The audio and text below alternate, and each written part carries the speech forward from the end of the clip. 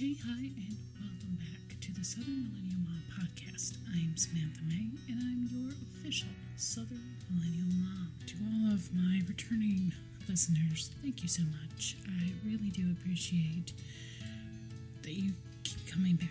And while I can't thank you in person, know that I am grateful that you are returning to listen to me ramble, rant, talk about things that are important to me that might be important to somebody else as well. To anybody that is new to the podcast, welcome. You missed a few episodes, that is fine.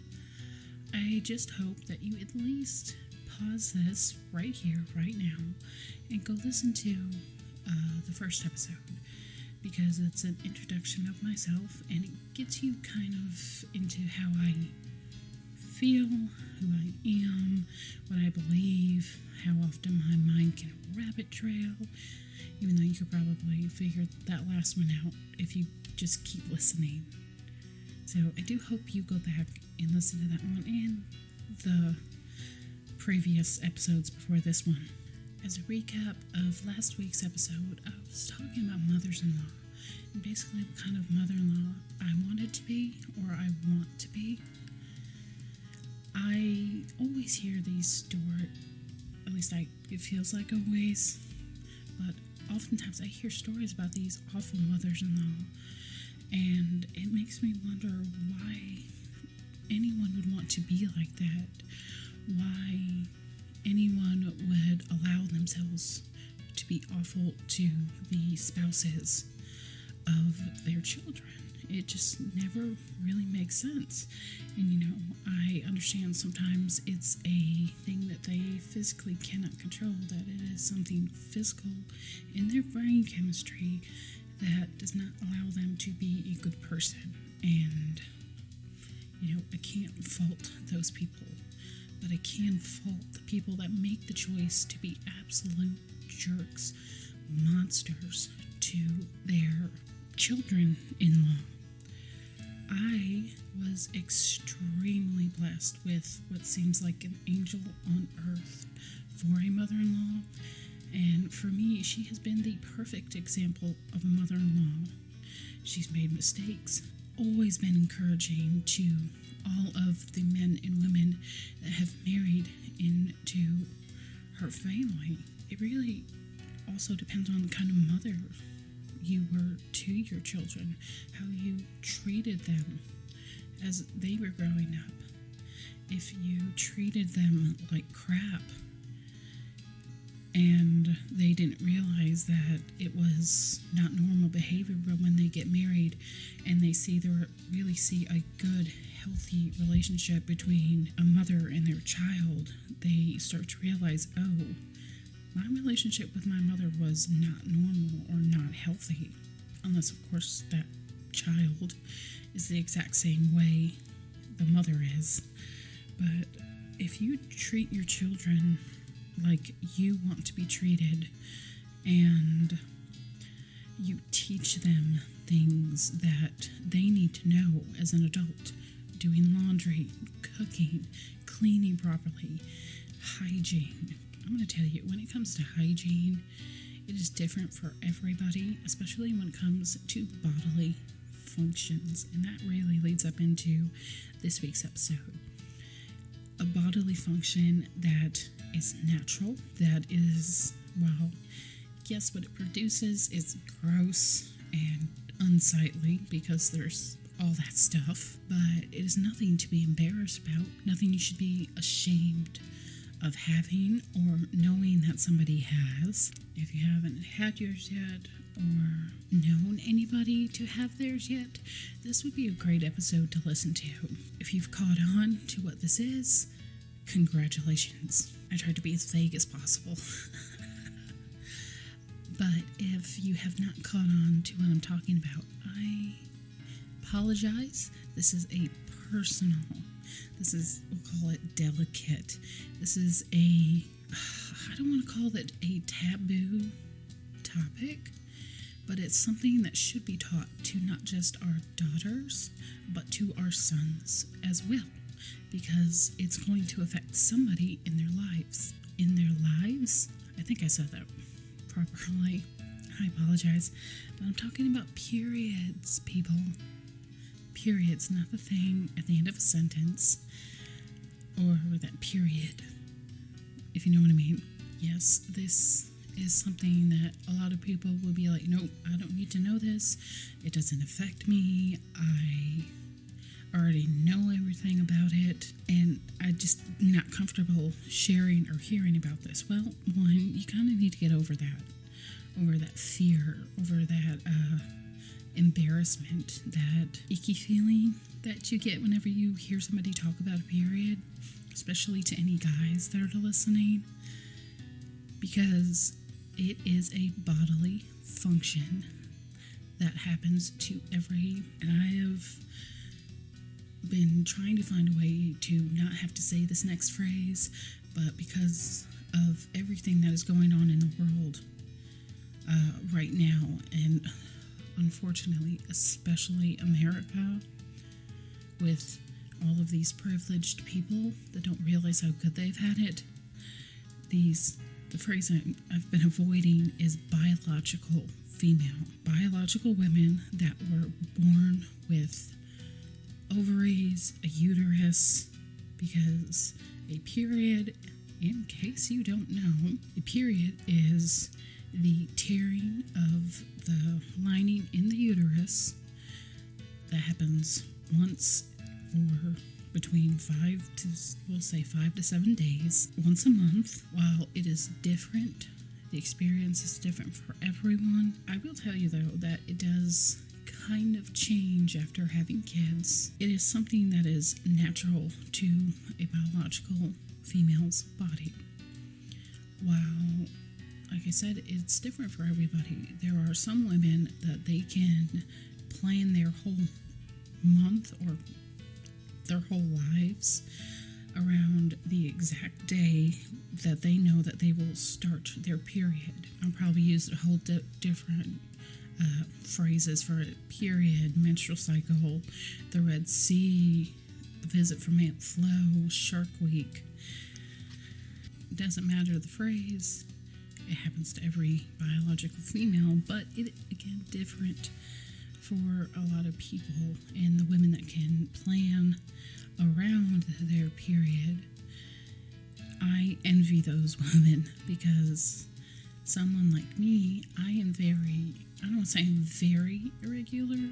It's that I can never put down the exact day when these things happen, because it always seems to change. And I learned recently, because I have heard of this condition in the past few years that I'd never heard about. It was never talked about, but I don't ever think it really had a name, or if it did, again, nobody talked about, which is really kind of sad, because it affects, at least according to the CDC website that I did the research on, and they only did U.S. women, this condition affects 6 to 12%. And while that may not seem like a whole lot, that is as many as 5 million U.S. women. And the condition is polycystic ovary syndrome. I learned first about this over the pandemic, because, people were getting on social media more, posting videos and content about it, and it started getting me thinking.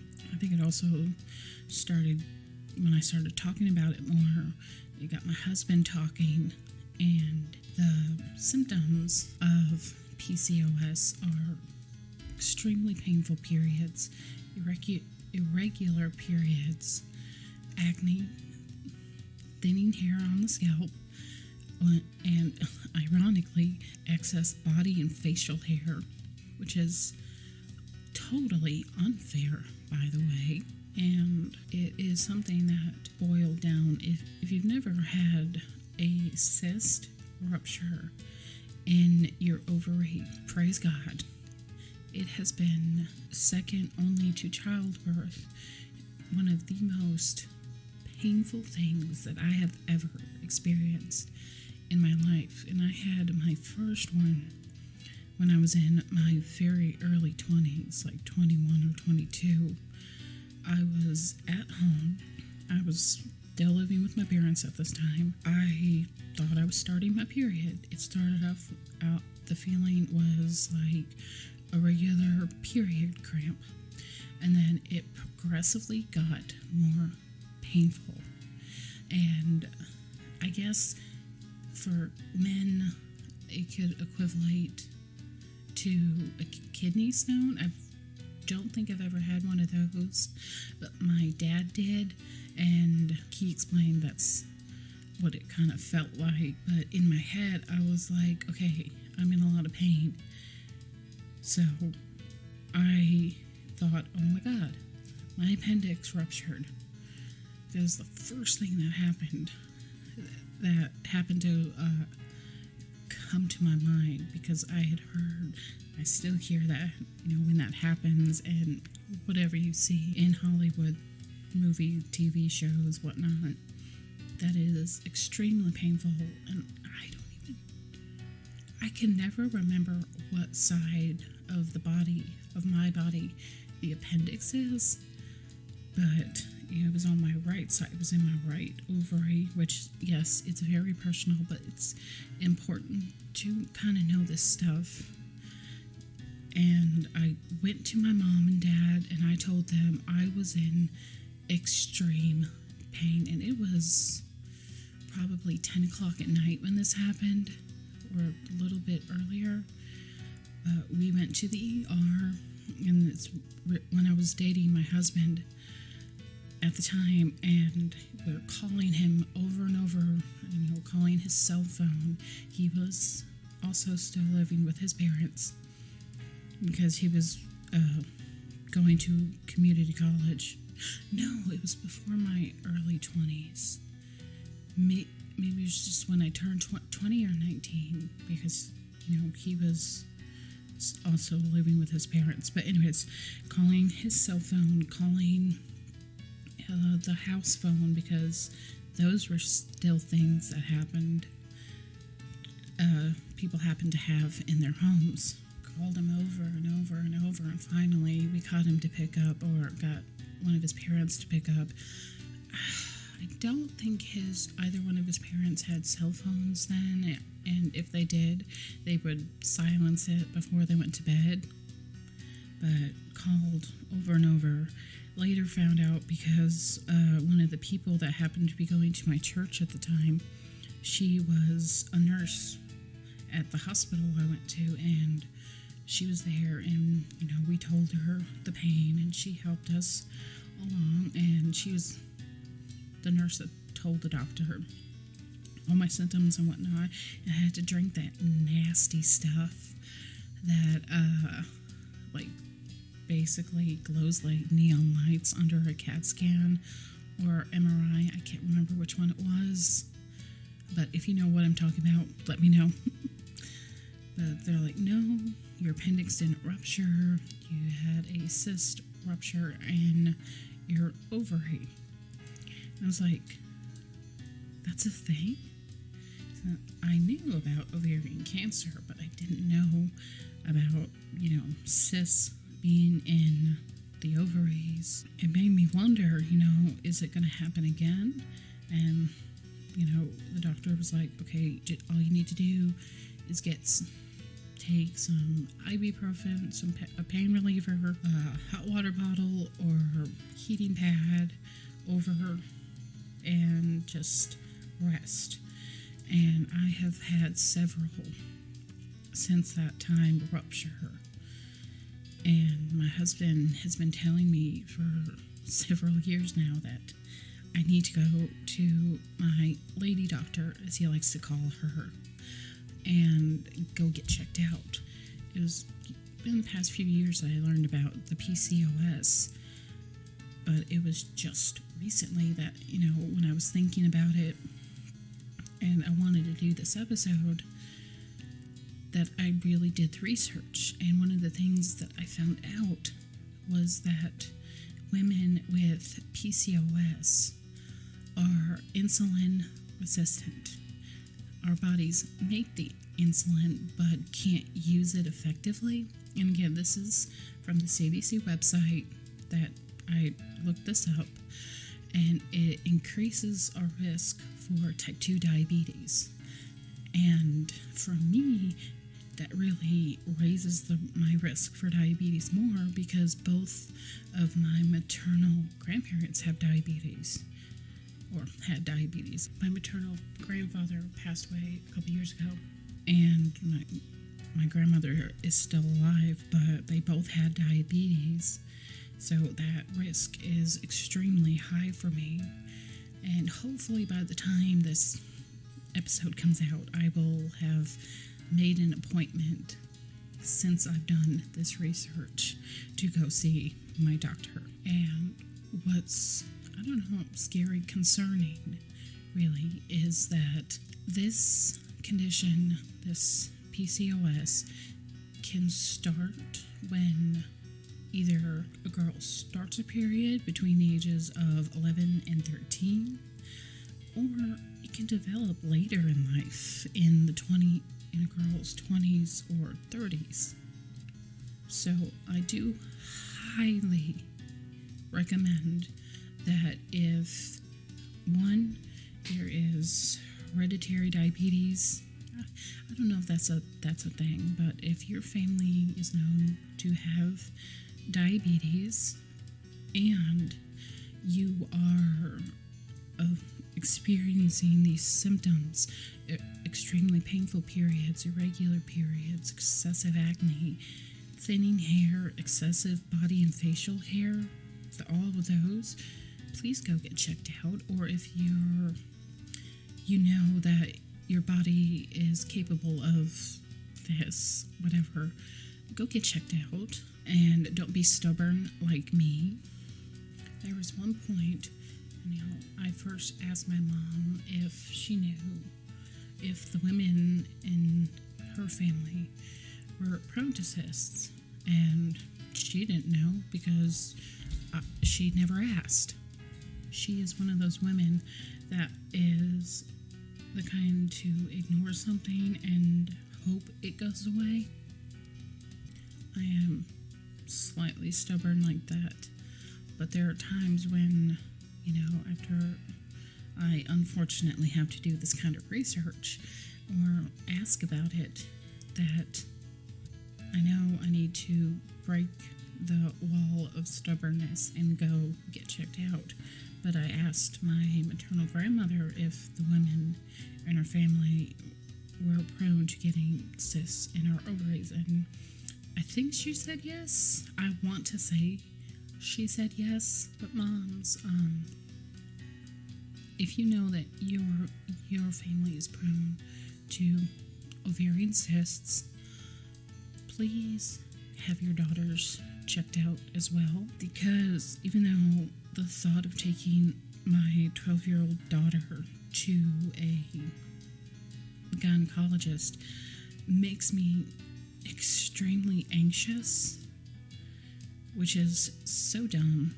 At least in my head, I should not be this nervous about taking my daughter to get her health checked. I'm pretty sure I'm still going to wait a couple of years for that to happen, but if your daughters are old enough and you're comfortable enough taking them to a gynecologist, please do it. And, do check up every few years, unlike myself and my stubbornness. I just don't like having to go to the doctor unless I absolutely know something's wrong. And I need to stop being so stubborn about my health. I know this. I think a lot of my stubbornness in recent years has been because I have seen so many women post on TikTok these videos of them sobbing their eyes out in their car after they have gone to a doctor, or not just sobbing but raging in their car because they went to their doctor for legitimate reasons. They knew something was wrong with their body. They knew something wasn't right. And their doctor's first piece of advice is to tell them to lose weight. I know for a fact that I am overweight. I know this. I know ways to get myself back into a healthy weight, but I don't want to have my doctor tell me, because that, I think, for every girl is not only embarrassing, but it is so confidence destroying, I think, unless, you're in complete denial that you are overweight. And there are women like that they legitimately need to lose weight to make themselves feel better. And I'm not one of those delusional women. I don't know if delusional is the right word, but I know a lot of the things that is wrong with my body can be fixed if I just lost at least 10 pounds. But I'm getting off track, and the point of that rabbit trail was I'm afraid to go to the doctor to get checked out for PCOS, because I'm afraid I'm going to be told I'm overweight, even though I know it. But hearing it from somebody else instead of the nagging voice in my head will probably destroy any of the confidence I've gained in my body in the last 3 years. But I know that the PCOS could be the reason why, some of my periods are way more painful than others. Like, there are some that I am completely out of commission the entire time. And then there are some that, I can work through the pain. That while it is painful, like in the middle of the Shark Week, and that's how long, mine has a tendency to last, but in the middle of my Shark Week, that day is the worst. But before and after that middle day, I can work through whatever pain that I'm going through, and those are the weeks that I'm like, yes, I succeeded, I did so good. And then, the next one is like, oh yeah, I'm gonna be laying on my bed on top of my heating pad the entire time. Yes, I realize that was extremely personal, but I feel like if I can't share my experiences, people aren't going to learn or want to learn because they might not feel comfortable sharing their stories. And when it came to talking about a period, I know the biblical reason why women have periods. I think maybe it was one day during Sunday school or during church, during the main church service, that time was talked about where, after Eve sinned and left the garden, and one of the curses on women was to bleed once a month. And I think that got me really thinking about it, knowing, well, Mom has a period, maybe she'll talk to me about it. And I had to nag, as a very young child, nag my mother basically to tell me about it. And she told me the bare minimum. And because, I don't know, it's because she was uncomfortable talking about it, or she just didn't want to have to talk about it, or she didn't care, that kind of thing about me. I will never know what goes through my mother's head, and that is all, I'm going to say. But she told me the bare minimum.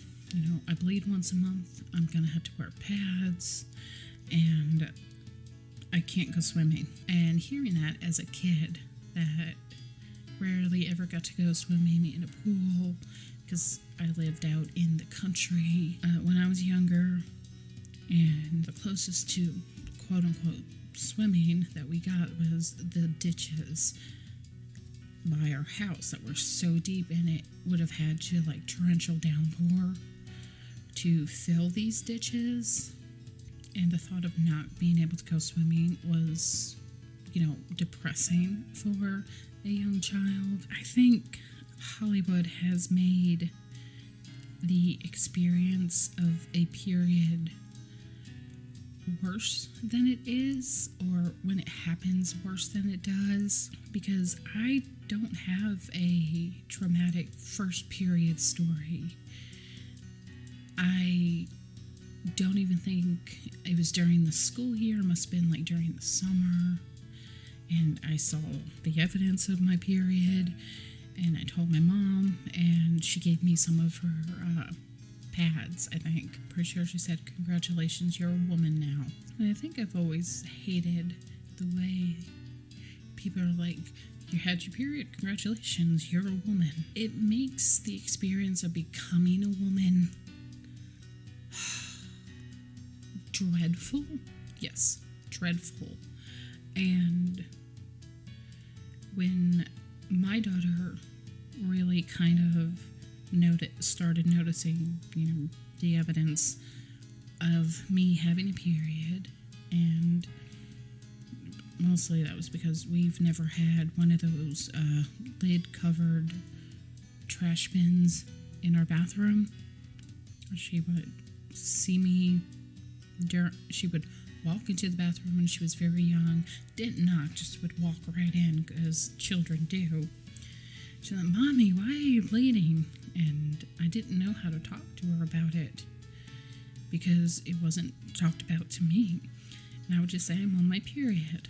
As my daughter got older, and I would inform her that I am on my period, and she would be like, "Okay, this is when Mommy gets a little bit more cranky. She's going to be in the bathroom more. She might be tired more, or she won't share the bag of candy that Dad brings her and hands to her in absolute fear." Which is a joke. He is not fearful of me at all. I do have a tendency to become more easily agitated or upset. I am not one of the weepy kind of period people, if that makes sense. But when it comes to my husband during the period, during Shark Week, but I don't think he really kind of understood the pain that I'm currently going through, because after having our daughter, I got an IUD that was hormonal, and it lightened, basically made my period non-existent for the first 5 years of my daughter's life. And it wasn't always bad, but there were times it did feel like, and it probably happened because of this particular birth control, it always felt like I had cyst rupture. But when I switched birth controls to a non-hormonal, my body was like, "Okay, now we can do what we did before baby." And I think in the 5 years, I did not have a regular flow. My body became unused to the pain. And if you are looking to use birth control to control your periods, do research. Whether it's IUD, the one that injects in your arm, the pill, a patch, a ring, do research and look up side effects and other things that change your body chemistry, because this hormonal birth control that I had not only changed my period, but it changed my brain chemistry, and it made the chemicals in my brain that deal with depression and anxiety And I know a lot of that is mental stuff, but a lot of it is brain chemistry. It made my depression and my anxiety so much more prevalent that, what I talked about in past episodes. But if you are struggling with your period, please go talk to your doctor, because there is a chance you have PCOS. And I don't know if there's medication or it is a diet thing that reduces the symptoms of PCOS. Go talk to your doctor, as I'm going to, hopefully next week or this week when this episode comes out. But I am going to be the kind of mom that if my daughter wants to take a birth control for her period, I will try to steer her away from that kind of thing, because many of the women on my maternal side all deal from depression, and I don't want my daughter to have to go through that like I did. But I got off track. The rabbit trail happened again.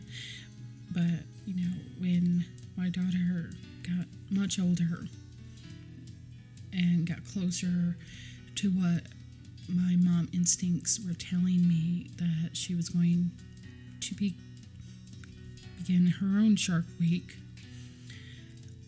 I had a feeling that I really needed to talk to her more about this, about what a period was, and all of the things that she needed to know about it. At first, it started off, you bleed for this many days, and it's different for each woman, that hers might be different from mine, that she would need to wear a pad. And when it got just a little bit closer to when my mom instincts were going, you really need to get into what really happens. And, she and I were sitting, and I don't know how the topic came up, but it did. God is amazing. I was like, okay, so let's talk about it. So you have a uterus and ovaries that produce eggs, which are, how a baby is born. That's where the baby grows in mommy's tummy. And if you don't have a fertilized egg, the lining of the uterus tears and has to go somewhere. And then the reason it's painful is because of the tearing, the rending, and gnashing of teeth. But it's what happens, and I don't think I told her, and I should have, about the biblical reason why. And I don't think I told her, again, which I should have, that now her body is capable of making babies. And it's something I really do need to talk to her about, but that's gonna include the dreaded sex talk. And I might need some advice on how to do that. My quote-unquote sex talk was, don't have sex, don't get married, don't have babies. In that order, from my mother. And we all see how well I listened to that advice. But, I told her that, she's going to have to pay attention to what her body is telling her. If she starts to feel her cramping, if she notices something going on with her body, to tell me, because I want to help her through it. And that is what happened. She came to me one day and was like, Mom, I don't feel very good. I am painful in the lower abdomen area. And I told her, right here are some of my liners. Let me know if you see any blood, just in case. And, a day later, she's like, okay, this is what's happening. And I am one of those people that I would rather have something and not need it later than have to panic and go get it. And the reason also why I have some of these period products, even though I don't use them, is because I saw a male content creator on TikTok show this, that in one of his bathrooms, he has what he calls a period basket, or at least I think that's what he called it. But he had pads, tampons, other things that any biological woman would need for her period, so that if he had a guest over that started their period or was on their period and they didn't have what they needed on their person, he would have. And I think that was amazing of him. I think more guys should do that if they're single or they don't live with their girlfriend. I have that basket because of him. And while mine is one of those plastic baskets from Walmart that were like $1.50, I have pads, tampons, other things a lady might need if they don't have what they need on them, or a period starts unexpectedly, because it happens. Accidents happen. Well, it's not an accident, it's just an unexpected arrival. And my basket isn't covered. His was covered, but I have it on the shelf above the half bath that guests use in my home, and it's where everybody can see it. Because, ladies, we've all been there. We have all been there at some point where you've run out of something and you're visiting somebody else, and you're like, oh my god, I'm going to have to use a lot of toilet paper. And that is one of the most uncomfortable things to ever have to do, because you didn't have something and you're too embarrassed to go dig through somebody's bathroom, or you don't want to accidentally get caught looking for it. We've all been there. So I have it out in the open so nobody has to dig through my bathroom cabinets. And anytime somebody comes over that hasn't been before, I will, I'll show them the bathroom and I'll be like, hey, there's that. I even have something for everybody to use, like a gender neutral spray deodorant. Like, when I say gender neutral, I mean it smells good for both men and women, because I don't know if maybe it's just the body chemistry of men and women, like their physical chemistry of biological men and women. That's different. But a lot of times I have friends, they would rather get and use a man's deodorant than women's deodorant because it'll last longer. I don't know, but I have that. So I had the products for Boo, for her age, for her to use. She has done so well with dealing with it. And, I even created her a period bag because a makeup subscription called Ipsy, and every month I get a makeup bag in, and the bags are not all the same size. And I had one that was big enough for liners, for pads, tampons, whatever can be put in there or needed to be put in there. So I had her pick one out and we packed it for her so that she could take it to school with her, since she's going to school and it's going to happen during the school week or whatever. But she has been so mature about her period times, and I have told her she does not need to tell everybody she's on her period when she is, because again, that is one of those things that, you should talk about it. There's a time to talk about it, like right now. And I said early on in the podcast that we need to teach not just our daughters about this, we need to teach our sons about this, because if they have, obviously if they have a mother that is still going through her cycles, they need to understand what to do or where to find or what things to bring their mom if she's in a different bathroom, if you have more than one bathrooms like we do.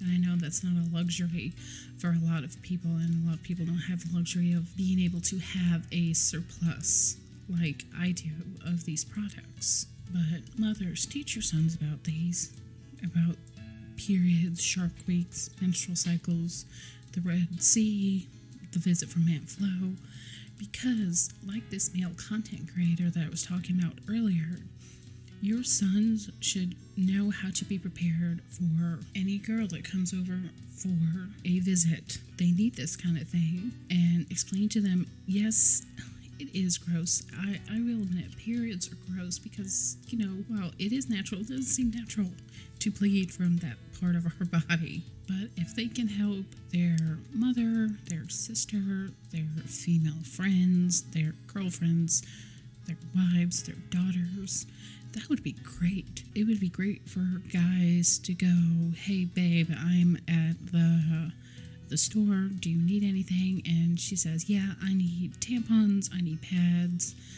or the dreaded diva cup. I personally don't like the idea of having a cup full of that stuff accidentally spill onto my hand because I grabbed it wrong. I know the same thing it's basically the same thing as a tampon, but that's just gross for me. But anyways, he can get that stuff for his girlfriend, his wife. Well, obviously because he said babe. And just get that along with what he needs and not look around afraid someone's going to see him purchasing these things.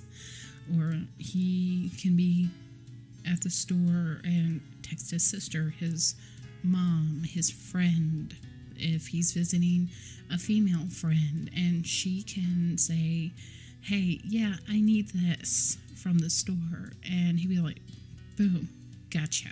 And not in that, I'm just kidding kind of way, but that, him being sincere and saying, yes, I'm going to get it for you because I care about you and we should stop.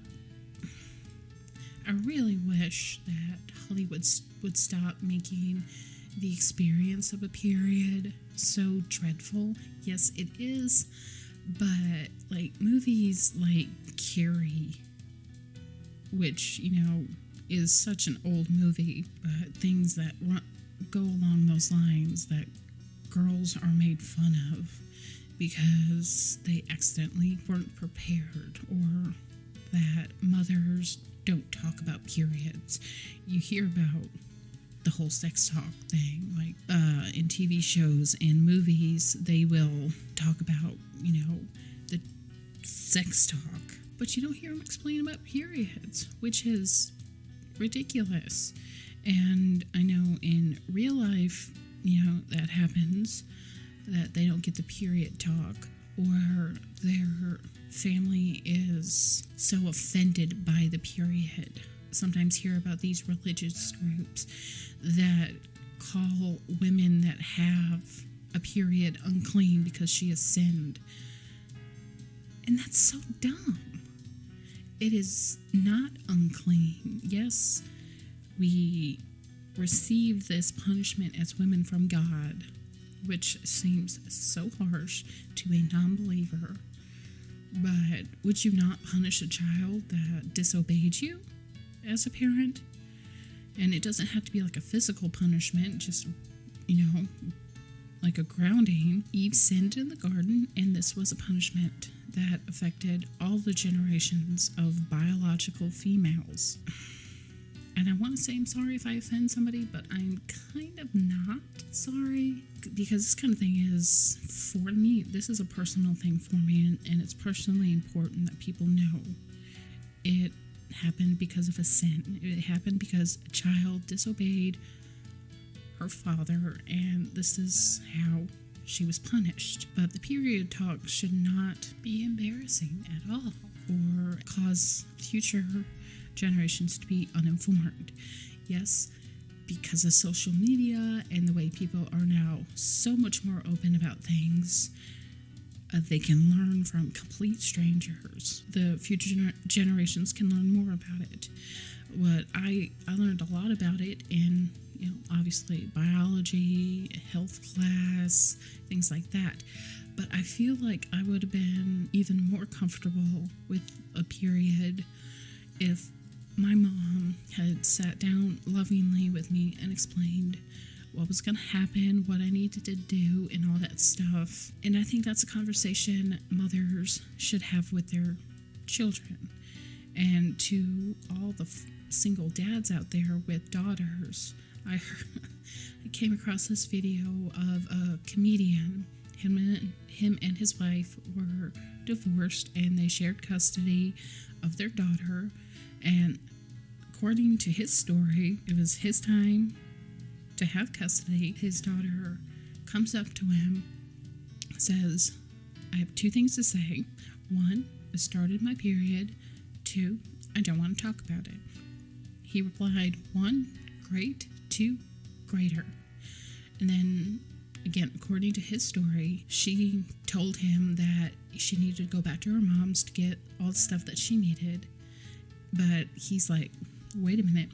They went to another room in the house, and apparently he had all the stuff because he knew that his daughter was going to have a period. So he obviously knew about it, and he was like, I bought one of every product that would be used during a period. And don't do that. Don't buy everything. And this is why the women in men's lives should talk about it. Should say, okay, so this is what a girl might need at this age for this time of her life. That they should not be embarrassed to get these products, or that they should not be grossed out by it or disgusted by it, really. Because, again, it is gross. That's just me. But a period is a natural thing that happens to biological women. And the only foolproof way to stop that happening is having hysterectomy. That'll change your body chemistry as well. Taking a birth control, especially a hormonal one. So be prepared for that. But have this conversation with your kids. If you don't know anything, or if you are truly uncomfortable with it, go to a doctor.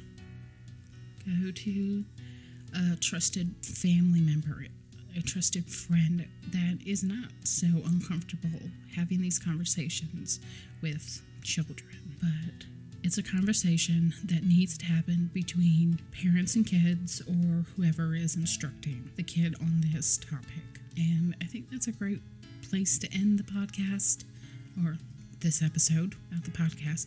I'm not done yet. I have so much more I want to talk about. But if you have any questions, comments, recommendations, or anything else, you can send all of those to southernmillennialmoms@gmail.com. Keep it clean, keep it kind, but, keep it real. Okay, love y'all. Bye.